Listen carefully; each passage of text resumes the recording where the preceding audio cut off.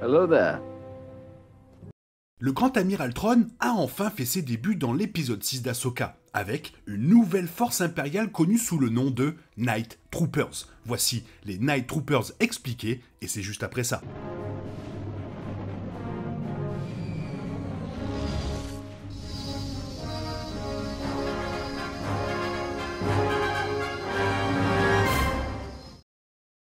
Ayant été exilé dans une galaxie entièrement différente, l'ancien chef impérial était absent lors des événements de la guerre civile galactique et de la chute de l'Empire. Toutefois, Thrawn est désormais dans une position unique pour faire son retour dans la galaxie connue avec ses soldats intimidants et plutôt mystérieux.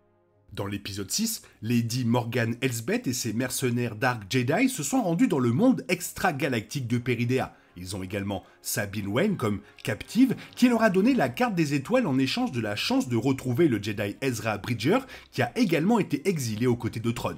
Maintenant, Thrawn a enfin été retrouvé, faisant ses débuts dynamiques en live action avec ses nouveaux Night Troopers. Voici l'histoire des Night Troopers, les spéculations sur leur avenir, ainsi que quelques liens potentiels avec les Death Troopers originaux de Legends.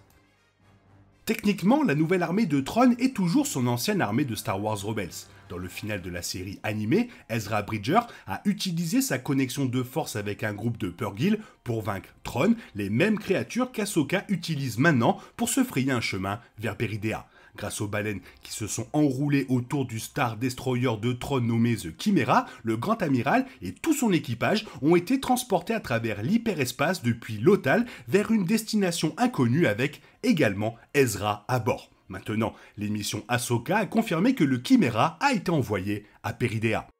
Cela étant dit, les forces de Thrawn ont évidemment subi plusieurs changements depuis leur dernière apparition dans Star Wars Rebels. Ce qui est arrivé à Thrawn et à son armée au cours de leur décennie bloquée dans une autre galaxie semble avoir eu des conséquences néfastes. De toute évidence, il semble y avoir certaines raisons principales pour lesquelles les soldats de Thrawn sont désormais connus sous le nom de Night Troopers. Il semble certainement qu'ils aient subi un traumatisme important et un conflit avec une force inconnue qui n'a pas encore été révélée dans l'épisode 6. Plutôt que l'armure blanche immaculée des Stormtroopers plus traditionnelle de l'Empire, l'armure des Night Troopers de Thrawn est sale, endommagée et brisée. De nombreuses pièces ont été remplacées par ce qui semble être de l'or. Des fissures dans les casques et des liens rouges maintiennent le tout ensemble et sont visibles dans toute la Légion. Cela a du sens compte tenu des années d'exil des soldats incapables de se réapprovisionner ou d'être rééquipés avec de nouvelles armures par l'Empire. Cependant, il existe des dommages évidents qui doivent provenir de quelque chose de plus que la simple usure au fil du temps. Les Night Troopers de Thrawn ont traversé une épreuve majeure et Thrawn lui-même a déclaré qu'ils avaient subi des pertes. Personne dans l'armée du Grand Amiral ne représente plus cette sombre transformation que le capitaine Enoch, le nouveau bras droit de Thrawn. Ayant plus de pièces d'or que la plupart sous son commandement, Enoch se distingue de manière frappante par son masque doré fusionné dans le casque standard d'un Stormtrooper impérial. De même, le masque d'Enoch rappelle les Sœurs de la Nuit. Il s'agit probablement d'une taquinerie compte tenu de l'alliance actuelle de Thrawn avec les Grandes Mères, également exilées sur Peridea, le monde d'origine des Sœurs. Combiné avec les couleurs rouges présentes sur plusieurs soldats, il est plus que probable que les Night Troopers aient reçu leur nom en raison d'un lien très sombre avec les sorcières de la Force. Suite à la révélation dans l'épisode 4 que l'inquisiteur impérial Marok au service d'Elsbeth était en fait un cadavre réanimé, la magie noire et le pouvoir de résurrection des Sœurs de la Nuit sont référencés plus d'une fois dans l'épisode 6. À cette fin, les Night Troopers peuvent être aussi des morts vivants. Cela expliquerait certainement leur armure endommagée et leur nouveau nom comme lien avec les Sœurs de la Nuit. De même, une armée de morts-vivants sous le commandement de Thrawn tiendrait également les promesses faites au Conseil impérial des ombres dans la saison 3 de The Mandalorian, qui affirmait que le retour du Grand Amiral entraînerait une résurgence de l'armée du reste impérial. De plus, ces nouveaux Night Troopers pourraient très bien être une version canon des Stormtroopers zombies de Star Wars Legends, connus sous le nom de Death Troopers. Présenté dans le roman populaire Death Troopers de l'auteur John Schreiber, un Star Destroyer entier a été rattrapé par un agent pathogène vicieux connu sous le nom de virus Blackwing, capable de raviver les tissus nécrotiques et ainsi de créer une légion entière de Stormtroopers zombies morts-vivants. Avec le nom Death Troopers déjà pris en canon par les soldats d'élite vus pour la première fois dans Rogue One, A Star Wars Story, Night Trooper est définitivement un nom alternatif, fort, compte tenu de la forte probabilité qu'ils aient été réanimés en utilisant la magie noire des Sœurs de la Nuit.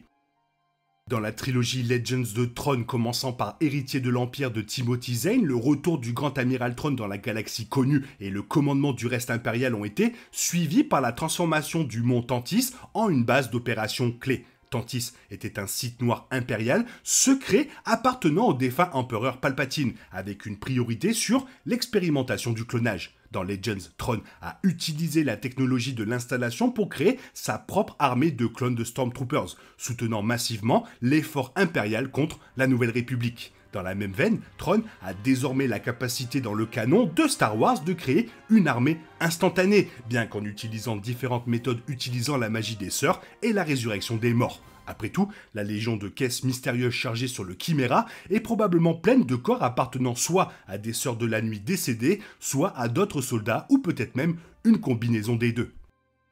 Et cela fait apparemment partie de l'accord de Thrawn avec les Grandes Mères. De plus, Elsbeth note qu'il faudra 3 rotations pour déplacer toute la gargaison à bord, tout en confirmant que ces caisses étaient conservées dans les catacombes sous le temple d'Atomiri des Grandes Mères. Une rotation est égale à 1 jour, donc il faudra 3 jours pour mettre toutes les caisses sur le vaisseau. Ça en fait pas mal. À cette fin, les corps transférés peuvent être une combinaison des deux groupes. Parce que les Grandes Mères se sont alliées à Thrawn, il est possible aussi qu'il ait accepté de les aider à envoyer leurs morts dans la galaxie principale de Star Wars, leur permettant non seulement d'échapper à leur monde d'origine à bord de son vaisseau, mais également de ressusciter leur race une fois qu'ils le feront. En conséquence, la sombre alliance de Thrawn avec les sœurs pourrait très bien transformer le reste impérial en une véritable résurrection impériale quand et s'il revient dans la galaxie principale. Il y a de fortes chances que le grand amiral Thrawn obtienne bientôt une armée de morts-vivants dans le futur. À cette fin, il a peut-être déjà réanimé des cadavres sous son commandement en fonction de l'état meurtri de ses Night Troopers. Peut-être que les Sœurs de la Nuit ont déjà prouvé leur pouvoir à Thrawn en réanimant les soldats du Chimera tombés au combat. Dans l'ensemble, les pouvoirs des sœurs et le fort potentiel d'une armée de morts-vivants ont rendu le retour imminent de Thrawn encore plus inquiétant. De retour dans la galaxie principale, il est possible que tous les Stormtroopers tués puissent désormais être ressuscités, renforçant ainsi l'armée de la résurgence impériale comme promis dans The Mandalorian saison 3. En tant que tel, le contenu des mystérieuses caisses de l'épisode 6 est presque certainement des corps, une perspective aussi excitante qu'incroyablement sombre pour les 2 derniers épisodes d'Ahsoka et au-delà dans la grande chronologie de Star Wars. Cela étant dit, le mont Tantis de Thrawn et son statut d'installation de clonage ont récemment été réintégrés dans le canon de Star Wars, ce qui signifie qu'il pourrait toujours jouer un rôle une fois que le grand amiral Thrawn et ses Night Troopers, potentiellement morts-vivants, parviendront à échapper à Peridea.